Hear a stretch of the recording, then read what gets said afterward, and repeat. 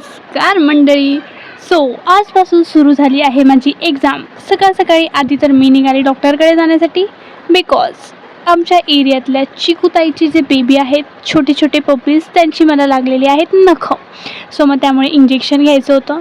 आधी तर डॉक्टरकडे जाऊन इंजेक्शन वगैरे घेतलं आणि मग त्यानंतर निघाली एक्झामला जाण्यासाठी. पेपर होता इंग्लिशचा आणि इंग्लिश म्हटल्यानंतर डोक्यामध्ये काही ना काहीतरी वाकडं तिकडे शब्द फिरत असतात, because I don't like English म्हणून. सेंटरवर पोहोचल्यानंतर हॉल तिकीट चेकिंग झालं आणि मग त्यानंतर आम्हाला एंट्री मिळाली वर्गामध्ये. BEdचं लास्ट इयरची एक्झाम होती माझी आणि मग त्यानंतर मी फ्री होणार होती असा मला आनंद होतो आहे. म्हणून मग म्हटलं की चला आजचा पेपर देऊया आणि मग त्यानंतर आपण फ्री आहे लाईफमध्ये. वर्गात पोहोचल्यानंतर थोडं वातावरण स्ट्रिक्ट होतं, बट ओके म्हणत चला म्हटलं पेपर तर द्यावाच लागेल.